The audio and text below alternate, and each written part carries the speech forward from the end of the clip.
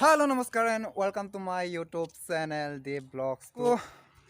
ওলালো মানে আজি আকৌ ঘৰত যাবলগীয়া হ'ল মানে ঘুনাহতি আপোনালোকক দেখুৱাইছিলোঁ আগতে যেহেতু মানে বিশেষ কাম এটা ওলালে কামটো থকাৰ কাৰণে ইমাৰ্জেন্সিকে যাবলগীয়া হ'ল সেইকাৰণে মানে আপোনালোকে চাই থাকিব ভিডিঅ'টো যিমান পাৰোঁ দেখুৱাব চেষ্টা কৰিম আজি মোৰ লগত আহিছে এফালে মনোজ প্ৰডাকশ্যন দি আছে ভিডিঅ' ষ্টাৰ্ট কৰি আছে মানে দেৰি নকৰোঁ যেহেতু মোৰ দেৰি হৈ গৈছে এতিয়া বহুত দেৰি হৈ গ'ল ৰাতিপুৱাই যাবলগীয়া আছিলে কিন্তু কিবা অসুবিধাৰ কাৰণে যাব নোৱাৰা হৈ আছিলে এতিয়া মানে পিছবেলাকে টাইম এতিয়া 2:30 বাজিব হ'ল এতিয়া গৈ আছোঁ আমি ঘুনাহতিলৈ তো আপোনালোকে বলক মোৰ লগত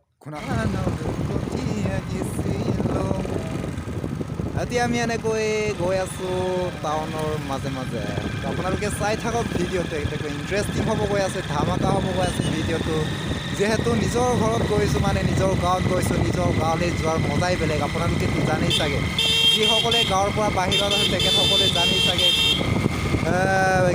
মানে এবছৰৰ মূৰত বা কেইবছৰমানৰ মূৰত যেতিয়া ঘৰত যাওঁ বা গাঁৱত যাওঁ তেতিয়া তাৰ মজাই বেলেগ আপোনালোকে সব ভিডিঅ'টো ইণ্টাৰেষ্টিং হ'ব গৈ আছে বহুত বেছি দেৰি নকৰোঁ এতিয়া ভিডিঅ'টো আমি আৰম্ভ কৰোঁ ফ্ৰেণ্ডসকল এতিয়া ইয়াতে আমি তেল ভৰাই ল'লোঁ যিহেতু ঘৰত গৈছোঁ কিন্তু সেইকাৰণে অলপমান হটস্পট লাগে বুলি দি লওঁ যাব এতিয়া ফ্ৰেণ্ডসকল আমি পালোঁগৈ ঘাৰমৰা এইফালে এতিয়া আমি ঘাটালি পোৱাগৈ নাই আৰু 3 কিলোমিটাৰমান আছে ঘাটলৈ আপোনালোকে চাই থাকক ভিডিঅ'টো আপোনালোককতো দেখুৱালোৱে আমাৰ ঘাটৰ দৃশ্য আমি প্ৰথম আগৰ ভিডিঅ'সমূহত আপোনালোকক দেখুৱাইছিলোঁ ঘাটৰ ফ্ৰেণ্ডসকল আজি আপোনালোকক বিশেষ ঘাটৰ দৃশ্য নেদেখুৱালেও হ'ব কিন্তু আজি দেখুৱাম একদম গাঁৱৰ পৰিৱেশ গাঁৱলীয়া পৰিৱেশ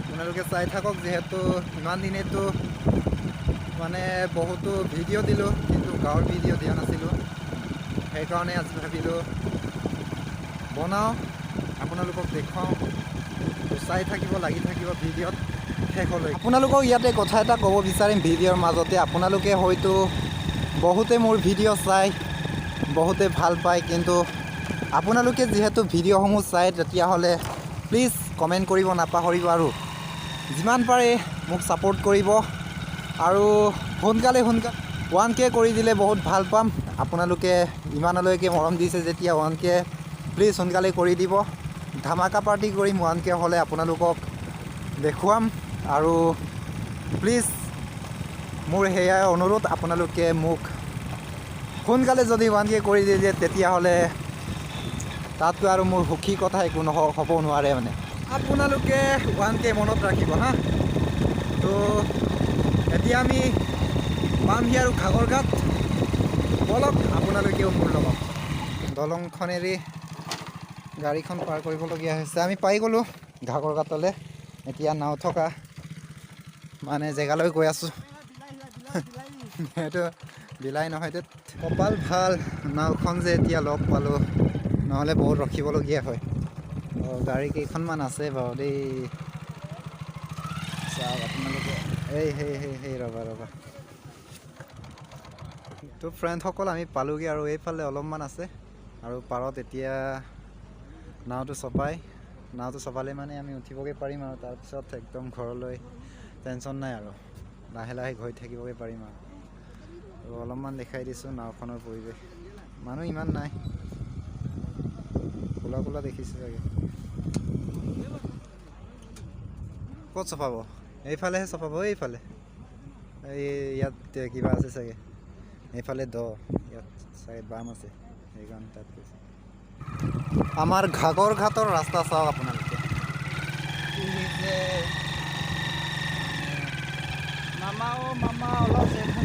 এইটো আৰু 5 বছৰমানৰ পিছত এইফালে গাঁৱৰ ফালে পাই যাব গৰাখহনীয়া হয় ইমানেই গৰাখহনীয়া হৈছে মানে ৰাস্তাৰ পৰা বহুত বেয়া এইফালে পাব্লিক ৰৈ আছে মানে ৰাস্তাটো বেয়া যে বাইক এখনো যাব নোৱাৰি মানে সেইকাৰণে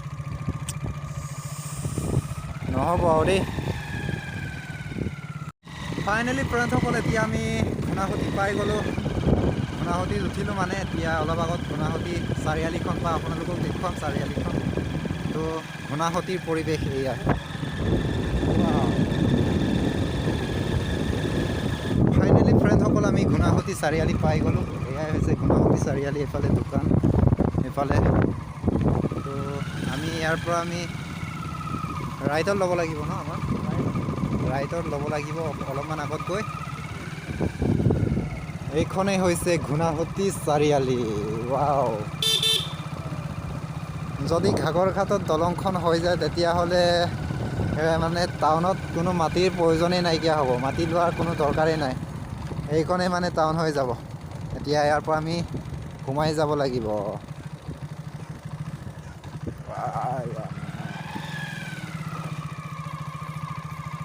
এয়া হৈছে গুণাসুতি হাইস্কুল, এইফালে মিৰিজীয়ৰী উচ্চ মাধ্যমিক বিদ্যালয়। ইয়াত ফ্ৰেণ্ডসকল মানে গুণাসুতিত এখন আছে মিৰিজীয়ৰী কলেজ, এখন আছে মিৰিজীয়ৰী হাইস্কুল। তো মিৰিজীয়ৰী নামকে আছে দুখন। এখনেই হৈছে গুণাসুতিৰ ৰাস্তা। বৰষুণ দিলে মানে চফা আৰু চেচ। এই পিছলি যাব দেই, চাবি লাহে লাহে।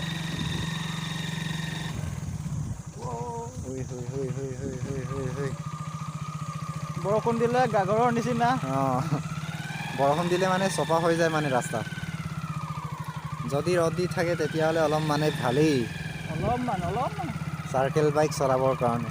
বোকাৰ মাজত বাইক।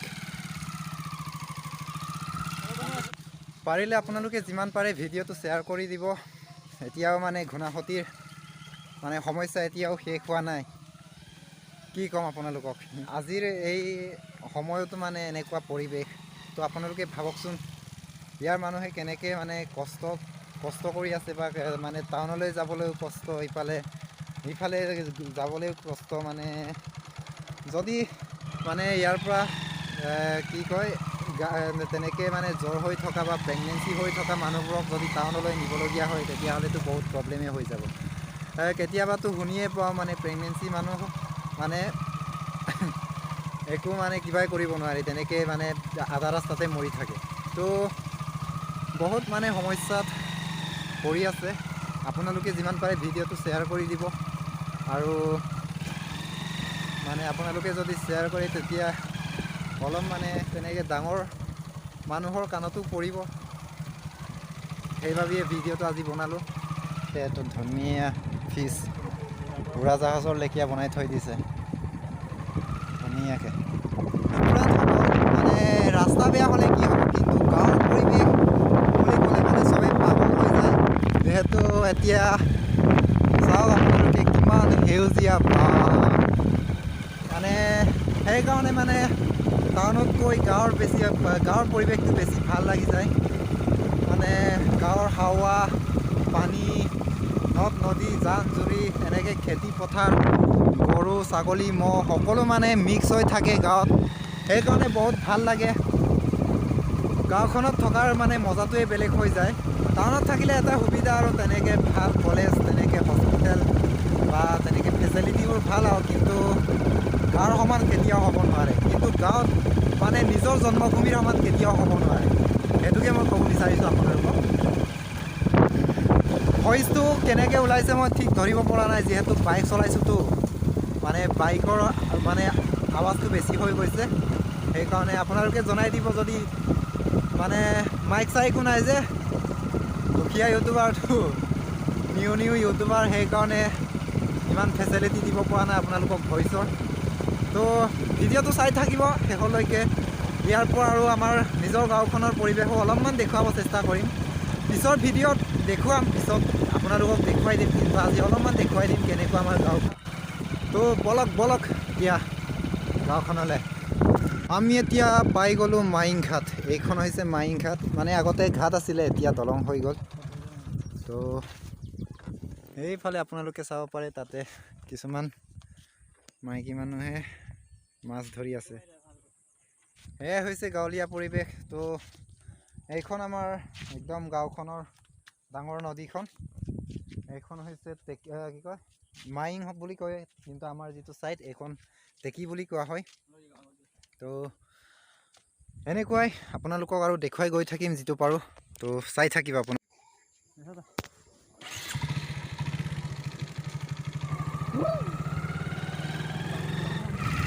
এইখনেই হৈছে আমাৰ গাঁওখনৰ ৰাস্তা, সৰু সৰু ৰাস্তা।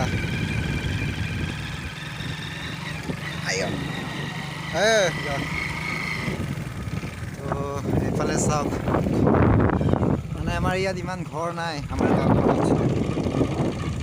চব জংঘল আছে, জংঘল পুৰা আমাৰ গাঁওখন।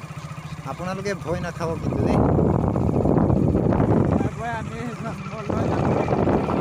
এইখন গাঁওখনৰ পৰা আমি জন্ম হৈ ডাঙৰ দীঘল হৈছোঁ। এতিয়া ইমান